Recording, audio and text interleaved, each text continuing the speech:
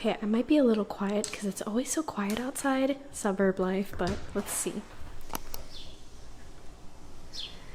Oh my gosh, it's so warm. Okay, so first thing I wanted to show you is this compost bin over here. This is something that I got gifted from a friend. Thank you to that friend. But basically what you do is you kind of rotate it. There's stuff in there. But this right here, you kind of open and you put anything that you want to compost in it. And it's really cool. And every couple of hours, or maybe once or twice a day, you kind of rotate it. And you just keep doing that, keep adding, you keep rotating, and eventually it'll turn into compost, and then you can use it for gardening, which I plan to do very soon. That's going to be in an upcoming vlog. But yeah, we started working on that, and then I wanted to show you, it's a little messy because the trees, like, you know, drop things, but look at our patio furniture. Isn't it so cute? We got it from IKEA. And it was one of the last sets available, so we are super glad that we got it just in time for Memorial Day. But basically 2 lounging chairs, which I like the high back because Ian's really tall, so it works out for him. And then this table, it kind of looks like a bar table, like you can sit here with your laptop or with your drinks or something, and it would be super perfect. I'm definitely going to do that on like summer Fridays. But this also, this comes out on both sides, so it extends into like a really large table. I think you could probably fit 4 people around this table when you completely extend it, and it's gonna be perfect for Memorial Day when we do our barbecuing, which, by the way, yes, we got a grill. It's covered right now because it's gonna rain, so yeah, we've got a little bit of a setup here for Memorial Day, and I'm very excited about it. I also wanted to mention to you a little bit of a sneak peek into a new project that we're working on in the kitchen. It's definitely a unique project, and it's something that I thought of way back when we didn't even move in yet, because I just want this so badly. And it's a kitchen island. I can show you what the kitchen looks like.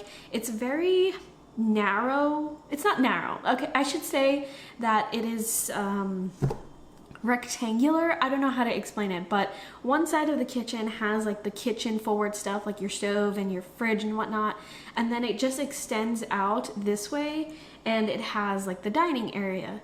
Now, having it be rectangular, I can't do a dedicated island. It just is awkward. I don't know if that makes sense, but you'll see more when I show you like footage of it. But I want to put in an island of some sort because I just love the concept of kitchen islands so much, and I want one, and nobody can tell me otherwise. So what I'm thinking of doing is sort of like a half island, which is not really an island, but it can sort of mimic that. And because it's such a unique idea that I have to DIY it. So let me actually show you what I'm talking about. So in this space over here where my beautiful garden is perfectly placed, I'm actually thinking of doing sort of an extension over here. So I'll be moving the garden into another area. There's a lot of space in the kitchen for me to move it, but from the wall over there, like next to this countertop, we're gonna start from the wall, sort of go out a little bit, maybe like to here,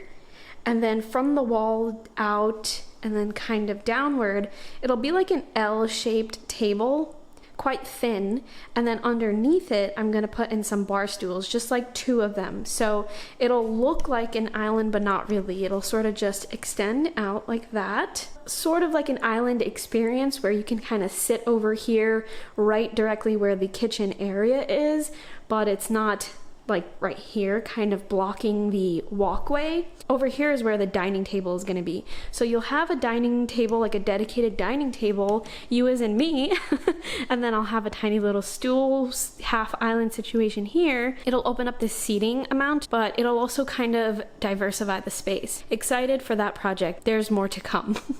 Let's have a little chat about anxiety. Now you're probably wondering why in a moving vlog, why I would be talking about anxiety, why I would be dedicating a time slot for anxiety.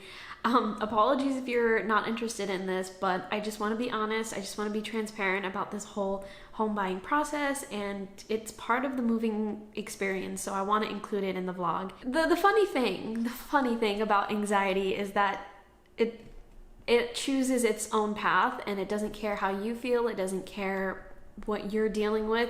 it'll show up, and it'll show up for as long as you allow it to show up. Well, not really. Sometimes you have no choice in the matter. But I dealt with a lot of anxiety throughout this whole moving process. Of course, with moving, there are stresses that always happen in that kind of experience.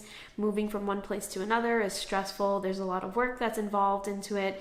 And when you're moving from being a renter your entire adult life to becoming a homeowner, it is an experience unlike any other, because you've never experienced it before. You don't know what you're really getting yourself into until you actually start doing it. And it was a lot for me. It was a lot more than I expected. I knew that it was going to be a lot. I had advice from a lot of people that were like, this is gonna be an experience. Try to make it as stress-free as possible. And I did my best. I went in trying to be as casual and neutral and chill as possible. Things happened. My patrons know all about that. If you're interested in seeing my rants, I actually saved some of my rants from the home buying process on our private Instagram account. But it was overall a seamless experience in terms of buying the house. It was as smooth as it can possibly go, I think. There were some hiccups along the way, but you know, it is what it is. But the real anxiety came after the home buying process, came after we moved. It came when I was actually living here, which shocked me and still shocks me, because you would think after all of the stressful stuff and being unknown, being unsure stuff is all completed, you'd think you'd be good. For me, that wasn't the case.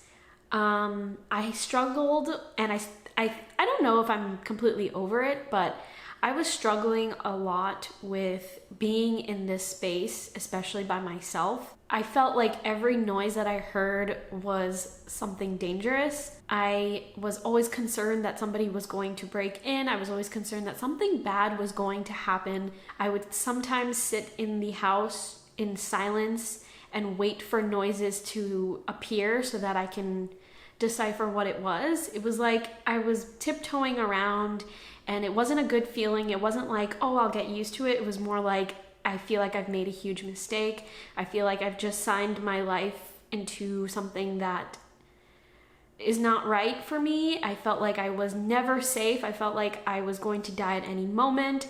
And anxiety can do that to you. Anxiety can make you feel like you're gonna die in the most ridiculous cases. And it's very real. It feels very, very real when you have this kind of anxiety and fear.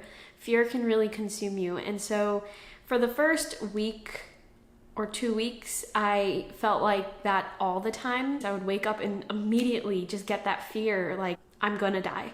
So I was dealing with that in my first days, in my first week or so of living here. And it sucked, because when you move into a house that is officially yours and you own it, you want to feel happy. You want to feel excited and just hopeful for the future, not feeling like you're going to die at every given moment of the day. It kind of sucks, and it kind of puts a bad mood in the house in general, because of course I live with my husband, and he's probably wondering, like, why are you so upset? Why are you so scared? Why are you so uncomfortable? This is our house. And anxiety, like, a noise could just be like, the house makes noises. It's made out of wood, like the wood will creak. But in my head, in my distorted sort of reality, I was thinking like, oh my gosh, someone's living in the attic. I don't know what I was thinking, honestly. It was just thinking of everything. So that's where I was at in the first couple of weeks.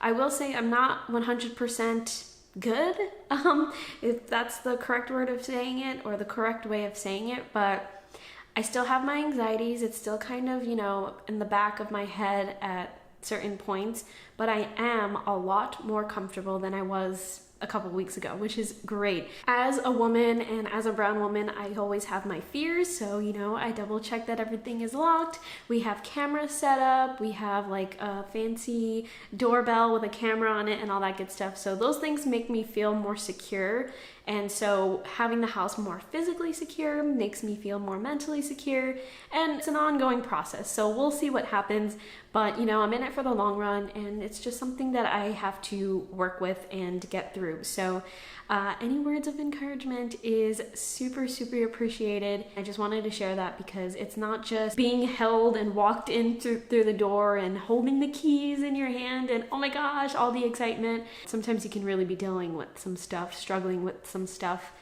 It's on the way. It's gonna be here. It's gonna be here in 30 minutes. Oh my gosh, I'm so excited for this.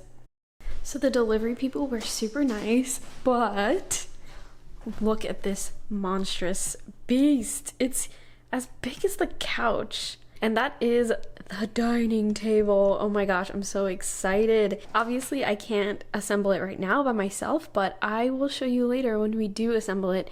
Ian is going to be the one doing all of that hard work, so thank him in advance in the comments for doing all of that. I spent so many weeks looking for a dining table. It was the first piece of furniture that I wanted to get for the house because of course I love the kitchen space and I want to be able to sit in it. I actually started at first looking individually at tables and then chairs for it, but the price was definitely going up to a really crazy amount. I settled with a set. I went from wanting a counter height table to just whatever I could find. Any dining table set that includes a bench. You'll have, say, 4 chairs, just normal standard chairs, and then on one side of the dining table you'll have a bench, which I think is really cute and unique, and I think that style is formally called modern farmhouse.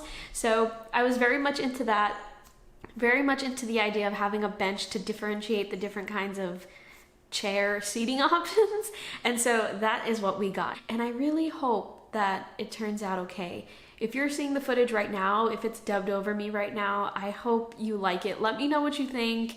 Let me know if you're into this modern farmhouse style. Here it is during the day. It's actually really early in the morning.